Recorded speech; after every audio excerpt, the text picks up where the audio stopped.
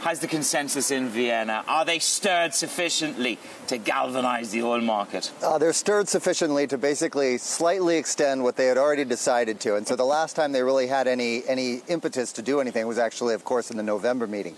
So this one is really they just want to show the market we're willing to do a little bit more, a couple more months, but so far it doesn't look like we're going to see any additional volumes off the market. What happened to the bravado to do whatever it takes? The Damascene moment from the Saudis, but then I caught up with the UAE yesterday. They're prepared to do what it takes. It doesn't strike me, 9-month deal, 1.8 million barrels, maybe with a 3-month option, as doing whatever it takes.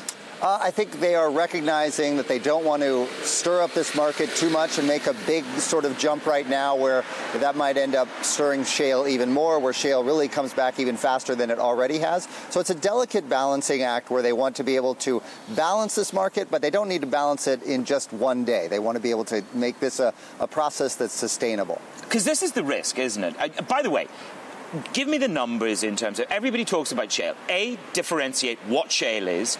B, give me the efficiency. What am I dealing with? Take me behind the word shale. Okay, so shale, everybody talks about U.S. shale. Of course, right now, the thing that most matters for shale is the Permian. That's where almost all the growth has been over the last several months. So that's really where you're seeing it. The other is the productivity gains that we've seen out of there. A rig that you had brought on, say, October 2014, right before or as the oil price crash was going, you bring one on today, that is the equivalent of 2.4 from October 2014. That's the sort of productivity gains that we've had. One rig today is the equivalent of bringing on 2.5 rigs for all of shale, and for Permian, it's over 3 rigs. So this just massive amount. So yes, you see the rig count going up, but realize when those go up, it actually means a whole lot more than it used to just 2 years ago. Let's get the housekeeping done. If they do a deal, 9 months, 1.8 million barrels, I don't want you to fall over and snore, but does it put a floor of $50 in the oil market? Does it take me to the band with 50 bid, 55 offered? What does it do? What it does right now is it brings it up a little bit, but I think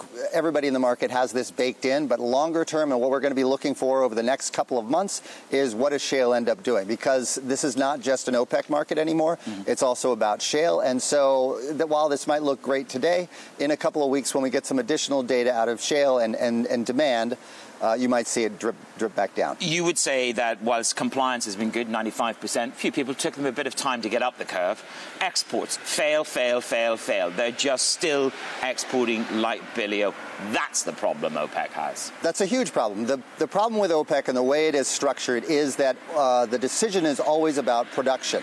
And of course, that means that they can export as much as they want. And you saw this huge boom in exports just as the deal was being done. And that divergence between exports and production is still there. And while it's starting to close, you can still export like crazy. And from a market standpoint, that's what we care about. What are the barrels that are out there on the market?